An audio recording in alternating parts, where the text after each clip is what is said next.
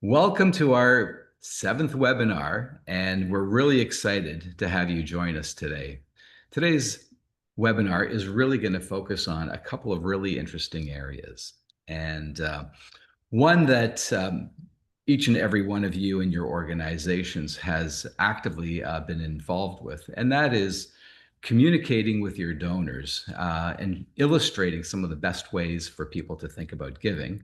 But more importantly, what we're hoping to achieve today is to shed some light on some of the research that's been undertaken in the sector by people, but that some of them that you know, and some that we don't even know. But it's really interesting to find out the different perspectives around virtual reality and augmented reality, and how's that's tying in not only with society, but how our hospitals, how the not-for-profit sector can play an increasing role within this space. Now, The Economist this past month had a really interesting article, and it asked a very provocative question. The question was, is the World Wide Web dead? And it's like a pause for like, what do you mean is the World Wide Web dead? Like if I have just rebuilt my website for my hospital, if I am looking at using my website as a vehicle for engaging donors, is the World Wide Web dead? Is a really interesting question. The other part of that question was, is AI going to take over the World Wide Web? And so therein lies a really interesting kind of a dilemma. And that is how do you integrate AI with the web in terms of engaging your donors, engaging your community to understand things that are important to you? So what we're hoping today is to shed some light on this topic. It was the question about World Wide Web being dead and how is AI going to take over. I think when we go through today's presentation, you'll come to the same conclusion that we have. It's a coming together of technologies as we've seen the evolution of the web from web to 2.0 to 3.0 to where we're at today. And so that really is an interesting perspective for us to be taking today's conversation forward.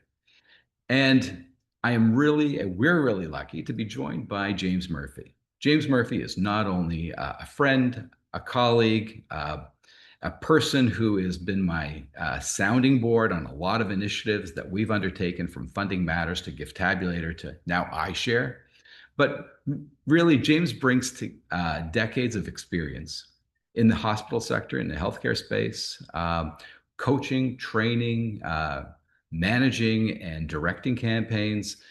His perspective on today's topic around naming opportunities, stewardship, communications, and marketing is going to be really important in terms of how we address the entire concept of virtual reality. So I want to just welcome James, and James will then be sharing some of his insights on this.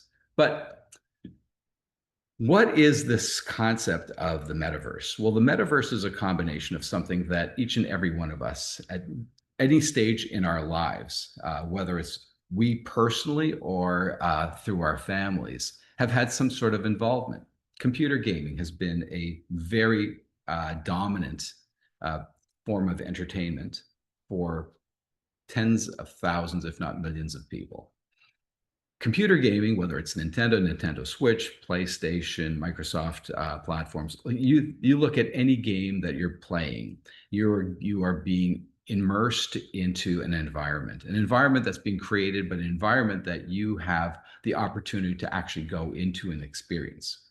So the metaverse is that immersion into that space, but it takes the two-dimensional into a three-dimensional. It takes the three-dimensional into the fourth dimension. And the fourth dimension, when we get into the metaverse, is the incorporation of sight with sound. And we start to look at the combination of sight and sound. We're starting to really look at the progress that has taken place over the last 20, 30 years. It's been very quick, actually, over the last 10 years. When we started to look at developing websites for charities, as all of you have your own websites, then some of you may actually have microsites. The microsites are, you tell the story about what your campaign is all about, but you're actually still using one and two-dimensional images. And it's really hard for donors to actually wrap their heads around in immersing themselves in something that they just can't kind of see around the corner or go into and walk through and have that experience of what it looks like, how it's going to take shape, and what the naming opportunities may be. How do we create those virtual naming opportunities? But more importantly, what we've been seeing is the flow of technology over the last 7 years has been lightning speed. So what have we seen in the last 7 years? Well, we've actually gone from G to 3G to 5G, and we're still going to be going to the next speed for internet.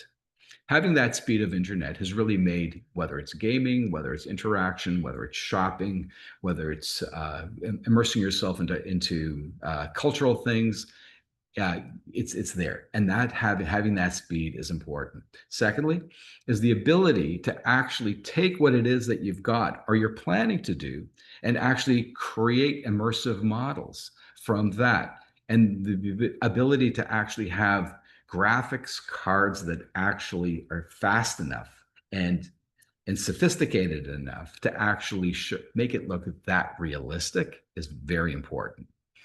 And then on the final piece, the speed on your with your microprocessors. So the fact is that there are 43 million Canadians. In Canada, there are 35 million smartphones. It's like everyone's got a smartphone. Everything that anyone would ever need is right then and there in the palm of their hands. And that is your opportunity to be creating something that is on your donors' terms when they want. And the metaverse that you would look at is how can you be working with your donors to actually shorten that time frame? Because one of the things that we're constantly dealing with in the world of philanthropy and donor engagement is, how can we get the donor's attention? How can we get the donor on campus? How can we get the donor to see what it is that we're looking at building? How, do I have to take the two-dimensional renderings and put it in my car and drive for 2 hours to go see the donor and then pull those renderings out and they're dog-eared and they haven't read the case for supports? But if we could be actually giving this to the donors wherever they are, they can actually be having that convenience and having the control of the information that you're providing. So we're looking at, incorporating the world of the metaverse and then bringing that, one step closer to, our objectives. So here's a familiar face, and this is one of the pieces of research that I thought would be excellent to incorporate into today's presentation. We know Russell James. Russell James, as a leader, thought leader in research, he actually takes his subjects, does fMRI studies by seeing what excites people from visual perspectives, what excites people, what engages people, what makes people make decisions in one way or another. And so when I guess about 5 years ago, I was talking to Russell about this idea that we were developing, and Russell, was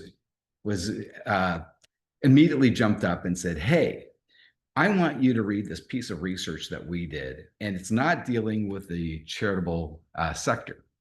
It's actually dealing with fashion." And I was like, "Oh, okay, that's really interesting. So what is it that you did?" He says, "Well, we did this thing, and the research was called Seeing It is Like Touching It." So that is how people, how retailers, how fashion designers can be presenting things to their prospective clients. Now we start to look at, we have prospective clients, we have prospects for funding. Fashion labels have potential clients as well. They're trying to engage them. So the ability for individuals to actually make decisions on static images or two-dimensional images had a far less of an impact on making a buying decision. Where the opportunity to create a 360-degree zooming rotational video, where you could zoom in, zoom out, zoom around, and actually see the product, was very, very much desirable for those individuals to be making a buying decision. Now, if you look at Russell's work in terms of this, there is very little differentiation between a person going online to do some shopping, person going and finding the time to get in their car, to drive to the mall, to actually go in the store and kind of look at what may be there. So the convenience of actually having this at your fingertips, in the palm of your hand, was something that's what Russell and his group looked at researching at the time. So the fact was that donors were 30% more likely to engage with communications that included VR imagery, ties in exactly with that type of communication behavior. So when we start to look at hospitals, well, when we're looking at hospitals, we've got the Versace vault, we've got Gucci, we've got high end. We also have Adidas, we have Nike, we have Zara, we've got a lot of other brands. But when I think about hospitals, I'm thinking that the hospitals that we're having conversations with, the hospitals that we're working with, are in 12 million, 100 million, $500 million, $1.5 billion, $13 billion campaigns.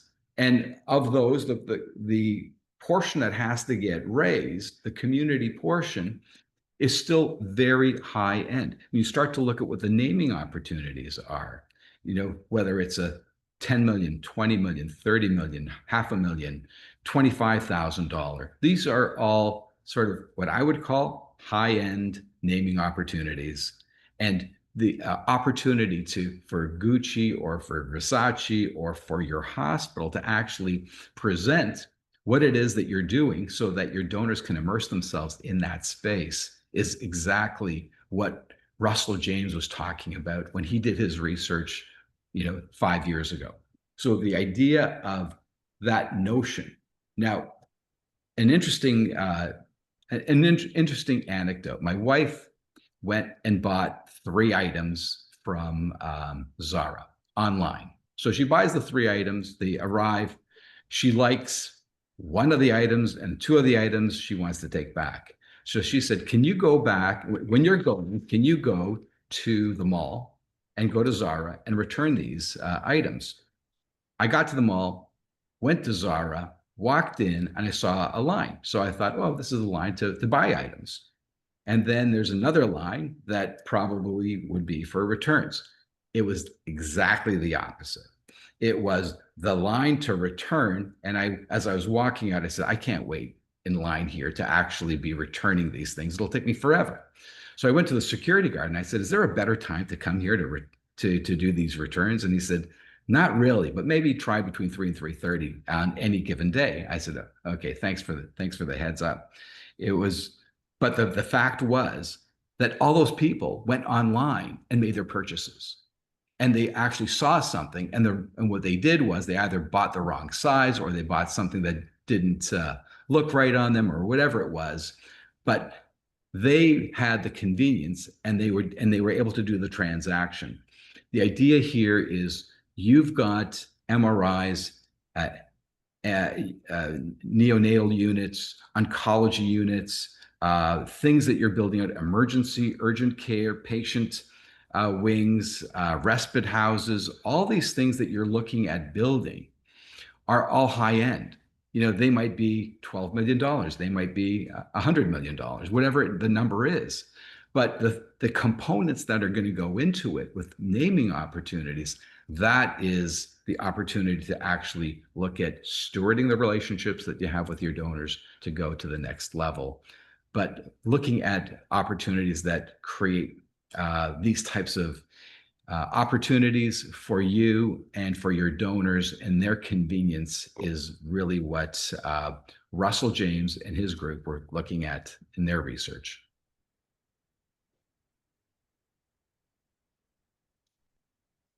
So So when Bill first showed me the beginnings of this a few years ago, I thought this is going to be a game changer. It wasn't as evolved as it is now, either technologically or with Bill's model, but I think we've really brought it to the point where it's a pretty amazing feature of fundraising. And as Bill suggests, um, customers, when you go out and you buy things, you make purchases, you make purchase decisions, it's more and more customized. It's more and more engaging. One of my favorite examples is the Genesis Car Company. The first time I saw one of these driving down the road a couple of years ago, I said, "What is that?" Well, I found out since that they create a highly personalized product. They talk about building it around you. They come and pick you up for service, or they pick your car up for service and deliver it back when it's done. And as this evolves, as with Tesla and other models, it becomes more and more of a personalized experience. That's, one example of a lot of examples, like the Zara example and so on. So why not in fundraising? As expectations increase around consumer behavior, we're going to be dealing with the same donors who have those experiences. You can imagine high net worth individuals, what happens when they, buy a fancy new boat. That personalized experience is really key to their buying decision. So I think what this does is enhances donor engagement using things like 3D walkthroughs of future hospital spaces, the ability for you to personalize experience based on donor interests. What are we all about with donors? We're all about learning what their interests are, figuring out what excites them, what engages them, what gives them an emotional connection. This also allows us to build on storytelling, which is becoming a much more integral part of our fundraising practice, and accompany it with visuals. Um, so as you'll see as we go through this, the interactive features, the ability to zoom in, to look at videos, to hear testimonials, all that's at your fingertips now. It's no longer, bringing in paper, having a meeting, this and that. It's all there. And the nice thing is it can be delivered virtually anytime, anywhere. James, just even like you and I've experienced this, and I'm sure everyone here on today's Zoom has as well. How often have we gone, we've created that case for support. It's taken months. We've been Hmm. painstakingly, curated all the images, the language, the layout, the printing, and then sending it out to the donors. And, we arrange a time to meet with the donors to talk about the case for support. And I think you can finish my thought on this. It's like, so have you received the case for support? Yeah, I did. And then what's the next thing? I haven't had a chance to really read it yet. And Yeah. meanwhile, you traveled halfway across the Yeah. country or across the city, had to find a parking spot or whatever it was, and you were all excited about this meeting. And this, the layers of administration that it takes to put this case together, uh, over and above the imaging and the architectural renderings. And God forbid there's a typo in the case for support. You start to look at, from the things that people like to do and don't like to do. There are a lot of I don't like to do a lot of those things that lead into this point. I love having donor meetings, but it's great when the donors are, engaged, are willing to have discussions about what the project at hand is and learn about what we're doing, and through that entire storytelling piece as well. I think when you're sitting there with a donor with your tablet and that interactive ability, it takes you away from worrying about reading. First of all, there's always a typo in the case for the printed case for support. We know that's a rule. Secondly, I was watching a program the other day, and there was a woman walking around with some new technology at the Palace of Versailles in France. I don't know if you've ever been to Versailles, but there's a million statues out there in the garden. So she could walk up to this statue and essentially scan a QR code on the statue, and the phone generative AI would talk to her about the statue. So she could ask the statue, what do you represent? Oh, I represent Mars, the god of war, and this and that. Well, tell me more about Mars, the god of war. And then she got into funny things like, do you like strawberry jam for breakfast? And he says, the god of war doesn't concern himself with breakfast. But all this was based on generative AI kinds of things. Very, very interactive. I mean, you're not reading things on your phone, standing there trying to adjust it so you can't see it on the sunlight coming through. Highly interactive. These things are coming on that level of tourism. They're coming on this level of major purchases and experiences and so on. So I think that's the breakthrough of this kind of technology and using this technology for donor engagement. Well, and Um, here's yeah, the other. sorry. Can I just add one thing, James, if that's okay, and then but finish, or do you want me to No, just please go ahead. you can build on that? So when we demographically look at our donors and our prospects, um, accessibility is an issue for a number of them. They're not as spry and jump up on their feet and want and look forward to you know going and traveling to a meeting. And that's one of the things that virtual reality does on mobile devices is actually it just brings it to them. So accessibility is one of those areas that we concern ourselves in the healthcare sector to a great deal. That we definitely want our hospitals to be accessible. We want our access within and to the hospital to be accessible.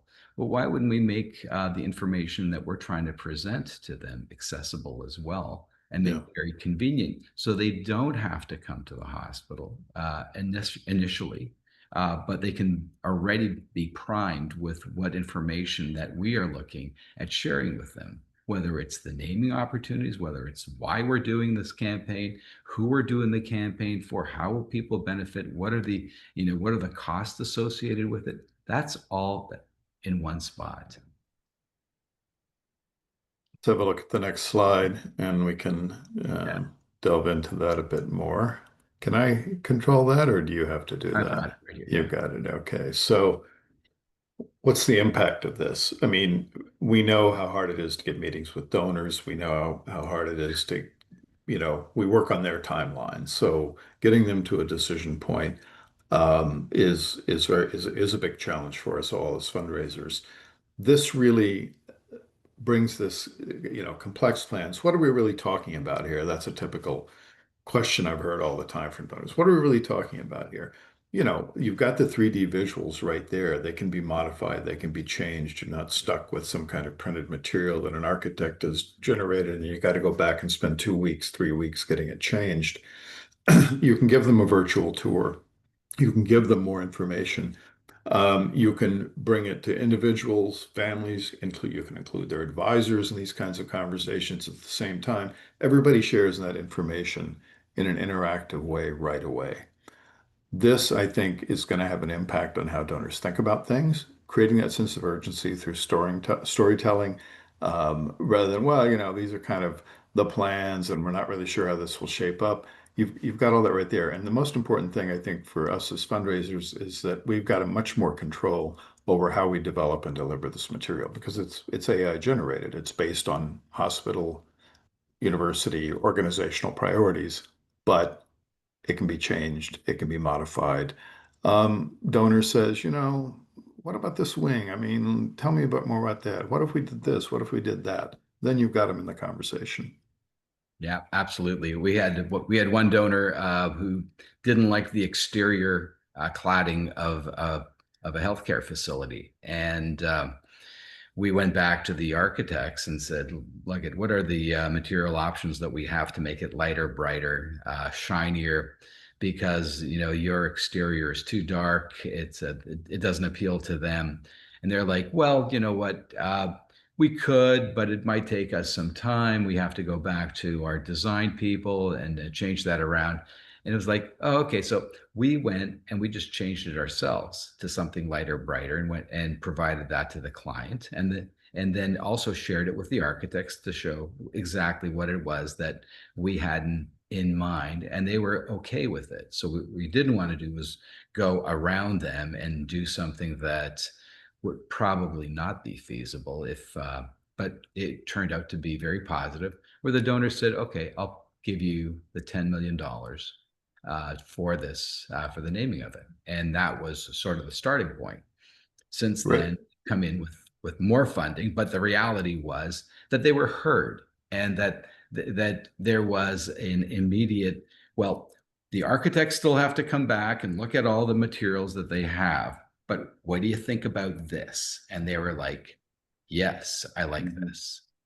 And that it's not like the architects did anything wrong. It was their sense of style that they felt from the client perspective as they were developing this would be appropriate. Well, it just didn't fly because by the time when we had that meeting with that donor,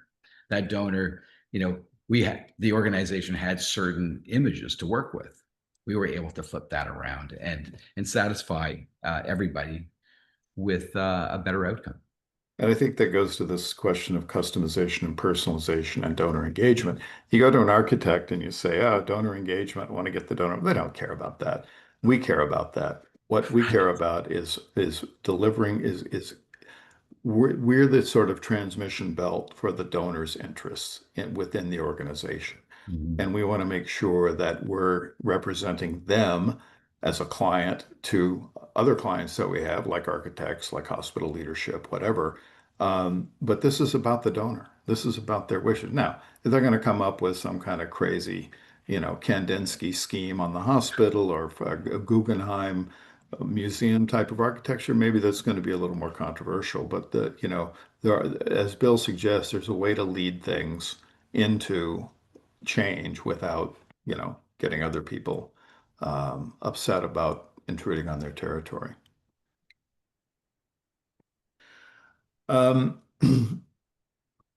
we talked about naming opportunities and stewardship. To me, what's really cool about this is, you've got the salmon family, and they're ready to think about a gift and how is it going to be recognized. Bang, you put that virtual plaque, you put that donor recognition, you put that engraved, naming recognition piece on the wing, on the wall, wherever it's going to go. They can see it right there. So they get excited about that, but they can also preview how that namespace is going to look. I mean, in the end, you build something, you kind of know how it's going to turn out. You get there, maybe the shades of color are different, the flooring is not quite what you thought. This gives you all of that, and it shows you where that plaque's going to hang. And it's not going to be in the broom closet. It's going to be prominently displayed, and it allows them to give you input on that too. I don't know if we want to be that prominent. We're more of a quiet family. What about something more discreet? What about, other people are going to be like, yeah, baby, let's have the Roman Empire level recognition. We want the Mhm. lions at the gate and all that kind of thing. All of those things are possible. The updates can also be live in terms of what's the campaign progress? What are the new opportunities that are coming down?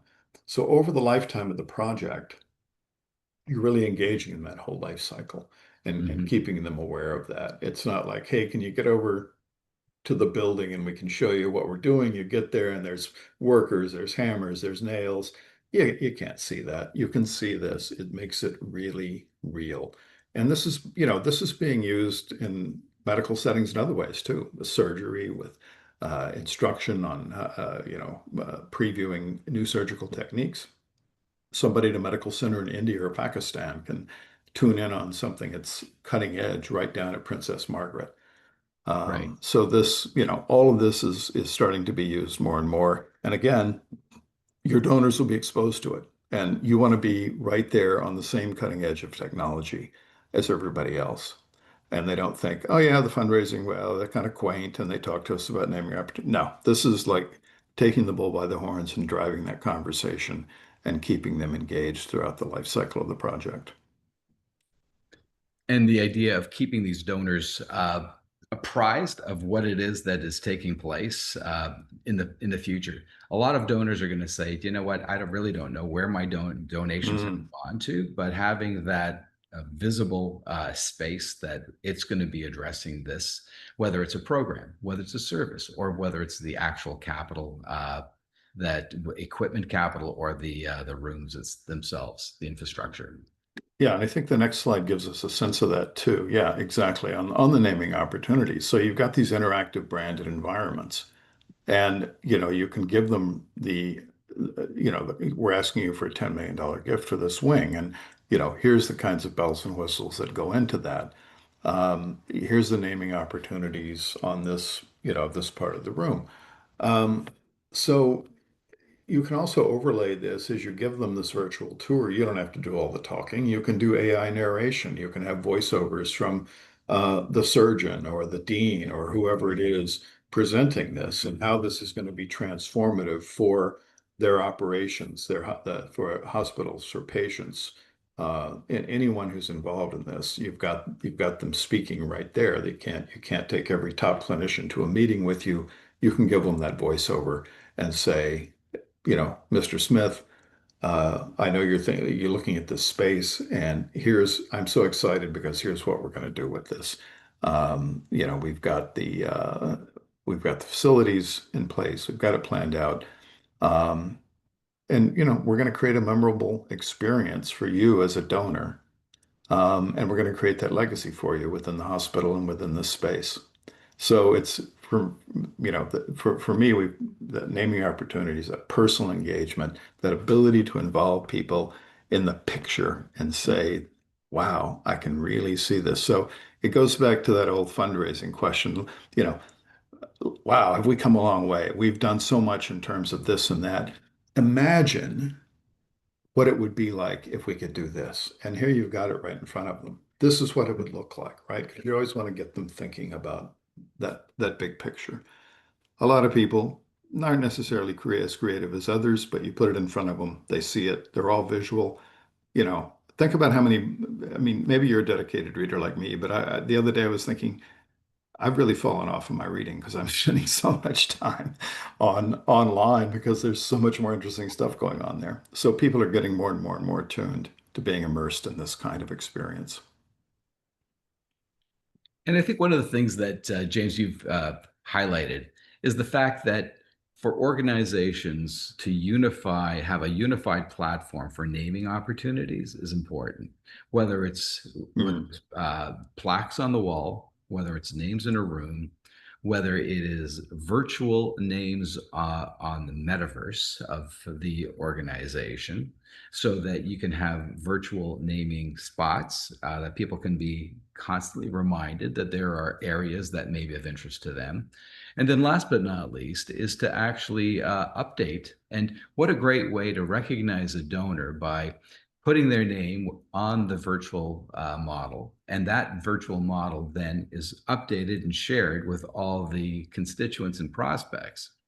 And that individual would say, here, from the Salmon family, they've just made this great donation. And I know Bob and Marie, and I'm going to give them a call and just congratulate them on their donation and find out how was it that you made this donation? What was it? What attracted you to making it? And I should, maybe I should think about doing something from our family, like the Salmons have. And so it becomes a bit of a leverage point that we are always looking for in fundraising, is not only what the story is about, what the need in the campaign is, where the hospital is going, but more importantly, who are involving themselves as leadership, as donors within the hospital campaign as well. yeah.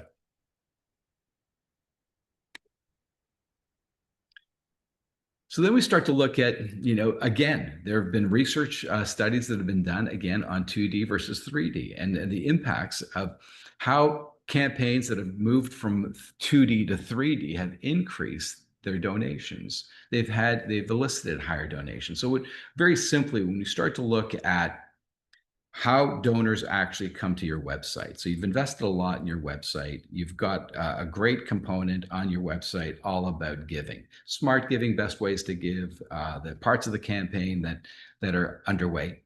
Reality is the individual still has to find their way to your website. They have to go to your website, and then they have to go to the donation part of the website. It's pull marketing as opposed to push marketing, which the three-dimensional metaverse provides you. You can be pushing this out to your community. You can be having it displayed on QR codes and other things where people can just download it and have it on the palm of their hand. But when we're starting to look at, getting people, you look at the numbers. on average, how many people are making a donation that are coming to your hospital website online? It's somewhere in the vicinity of about 0.6%, and the average donation is just north of $107.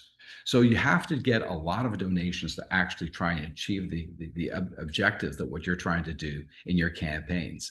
If we can be pushing this out and using that Gucci, Versace model of, what we're really looking for is we want to use technology. We want to use communication channels that are kind of in line with where we're going as a hospital, as a health system, as a center that we're going to be needing money for expensive pieces of equipment, areas that are going to be very expensive and costly to actually build and equip and support. So one of those things that we want is we should be using technology that actually makes it as easy for an individual to understand what the project is all about, what the components are, and have that narration back to them, answering a lot of the questions, just as James has described as well.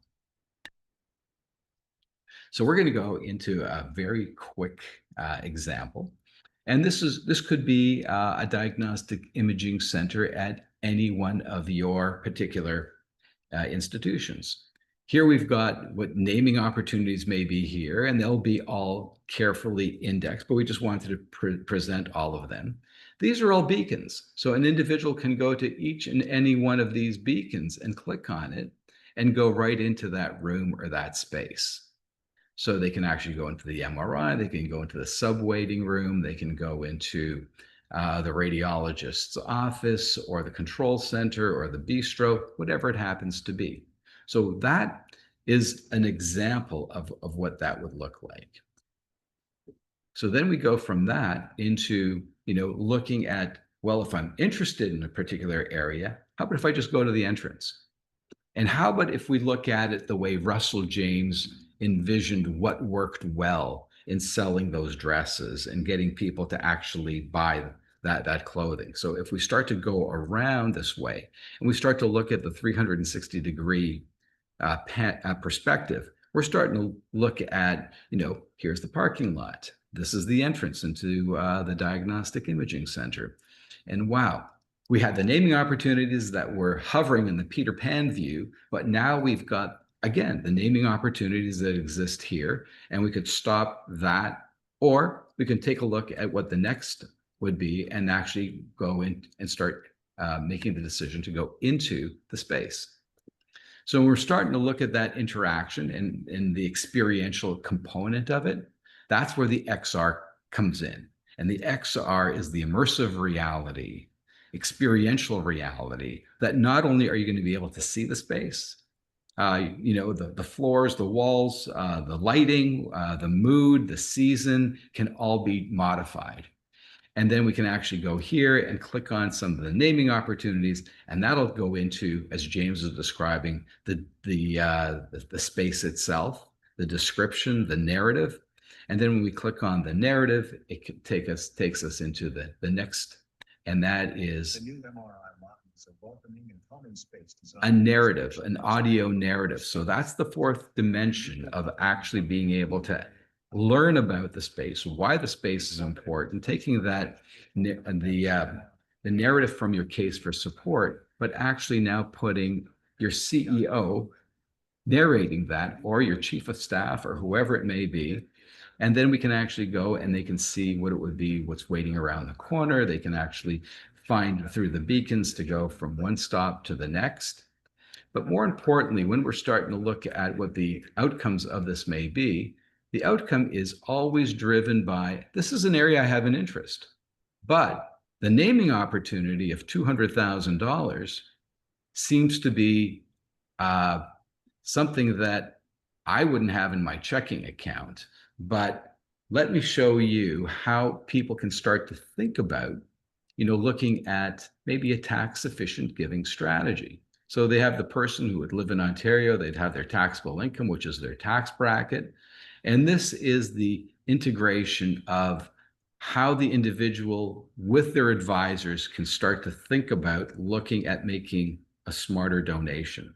So they would take their taxable income. They would look at whatever assets they would have. They would say, if my asset were to be worth this amount of money, because we all know that asset donations are better than cash donations for the tax benefits associated with it. So what we're really trying to do is say to someone, if they had this particular scenario and that their cost of their asset was to be, and we'll populate that into $125,000.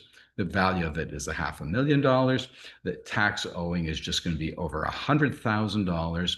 So what would happen if they were to make this donation? Remember that to name that space is going to be $200,000. Let's look at what a $200,000 donation, if they were to write a check, would cost them. It's just $199,000, almost $100,000. But if they were to do it in transferring the shares, as we all know, this is how we try to encourage donors to understand the affordability and the best and smartest ways to give. Well, here is what the net cost would be to them with their tax savings against that value. The benefit here is they don't have to do the 200,000 in one shot. So we can actually be illustrating what a multi-year gift might be. Say they did a pledge over 5 years, then that would be $40,000 a year. And we would show what the tax breakdown would be and what the cost savings would be for the individual as well. So here's an example of something that can benefit those individuals. So we start to look at, looking at your future in terms of communication, stewardship, and marketing for your campaigns at a very important juncture right now where everyone is going into capital campaigns for their hospitals. Everyone's looking at, building new assets for themselves and for their organizations and raising the money for that. But we're bringing in continuous innovation for communication and stewardship. We're bringing a way that you and your team can actually be going into the community and having conversations with your donors and having them see for themselves and have this for themselves that they could play around with at any time at their convenience and pass on to their friends, their families, and their advisors. This is also tying in very nicely with that level of digital literacy, in terms of, getting everybody now on board from the kids that were playing games to now people are actually doing all their shopping online and actually looking at different ways to be making these types of decisions. Why wouldn't we be doing this in the philanthropic space? And this is a nice way for you to create this ongoing collaboration between yourselves and your donors and your community in moving your campaigns forward. So when we start to look at what we're trying to achieve here in terms of the benefits for your donors, their families, and their advisors, it's clear. We want to create things that are easy to access, and the accessibility piece is really important for your donors. It's important for you because we can actually be measuring whether or not these individuals are receiving it, are opening it. We can take a look at if people are going, what sites people are looking at learning about, where they're spending time. So these types of insights are really great. It's also an easy and nice way for you to be picking up the phone and saying, we sent this link to you. I don't know if you've had a chance to open it up or play with it. I would love to get your thoughts on it.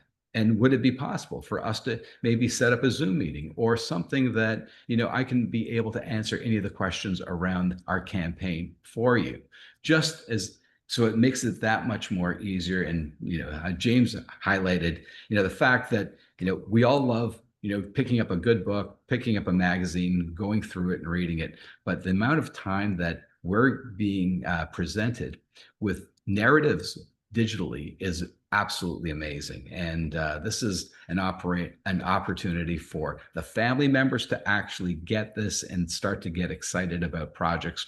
Share this with the advisors so that they can understand, not only what the project is about, what their client is interested in funding and supporting, but we actually can be showing them how they can be doing it in a tax efficient way.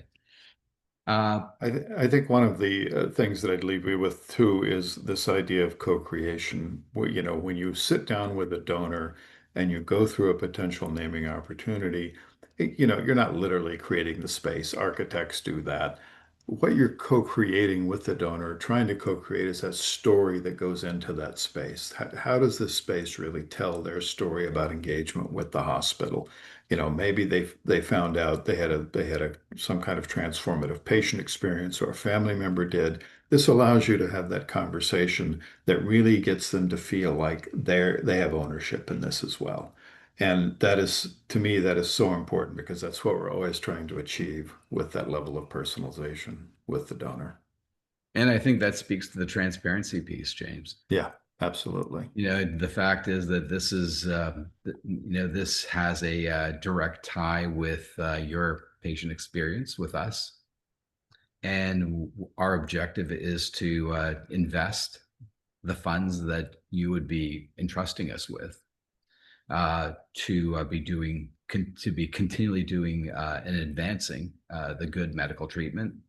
And last but not least, is for that, we would like to be offering not only physical naming opportunities, but the story behind your donation in terms of that lasting recognition and legacy. Because there's nothing that inspires other donors than hearing why somebody else made a donation. And can they relate to that?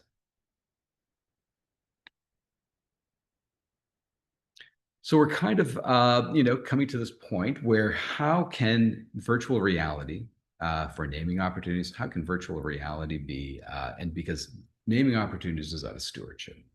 And the ideal situation is how do we steward our donors, our friends and our supporters, from being great annual donors to understanding how they can become mid-level major gift donors. How can this be incorporated into a presentation for them so that they can be looking at something at some point in their lives, whether it's a current, making a bequest in their will, which is always a bit of a nice conversation to have with people, but how can that intent of leaving something in their will potentially be moved forward into a consideration around a major gift from an appreciated asset like a stock or a mutual fund, or from a registered investment like an RSP or a RIF? How can that be integrated in terms of a major gift presentation to look at the affordability to name something? Hosting events. We're all taking part in one today. There would be great opportunities to invite people for updates on the campaign, but you can actually be doing that on the platform. So they can be actually going in, as James was talking about, and we're looking at this with one of our hospital partners, is to work with the cardiac surgeon to actually have him explain exactly what his research is in this one particular area of cardiac surgery. And he's pioneered this, but it's very interesting how he can actually walk someone through, and we can actually be in with the permission of the patient, the physician, and the hospital. And that's kind of where we're working at it from right now, is how can we be showcasing this to donors so that they can understand how academic chairs, professorships, as well as investments in ongoing training for other physicians, not only in Canada, but around the world. And then taking the idea of, microsites might sound like a new idea, but microsites have been around for a better part of 20 years, and we've been building those out. Our objective is how do we take those microsites and make them three-dimensional, four-dimensional? How do we create that ongoing engagement for donors? Because your case for support should exist beyond your campaign. It should have the elements of what is the hospital, what is taking place at your institution, what's important, and how can you be continually building on that? Just like your website, but the combination of the microsite with the website is important. But it goes back to my initial point from The Economist this month: is the World Wide Web dead? And is AI taking over? The answer to that is that it's a coming together of both platforms. And the coming together of both platforms is not only the immersion of your project for your donors, for your community, but it's the explanation of what it is that you're doing, why you're doing it, who you're doing it for, and how your donors can do it. So this is the real coming together of, and the conclusion in the Economist article is very much that. It is the coming together of how the web and how AI are going to function and transform the way that individuals are going to be seeking information, and that information then will provide them with a lot more knowledge. And that's what we're hoping to achieve through this, is having that experience of that type of communication, knowledge, education, and awareness. So where we're at now is any questions. I really appreciate each and every one of you for taking time to take part in this. I'd like to thank our team for actually doing a great job in pulling it together. James Murphy, for your tremendous insights. I'm telling you that we could talk on this topic a lot more, and are happy to open ourselves up if you have any questions. If you would like to put any questions out now, or you can follow up afterwards. But otherwise, thank you. Thanks so much, Bill. This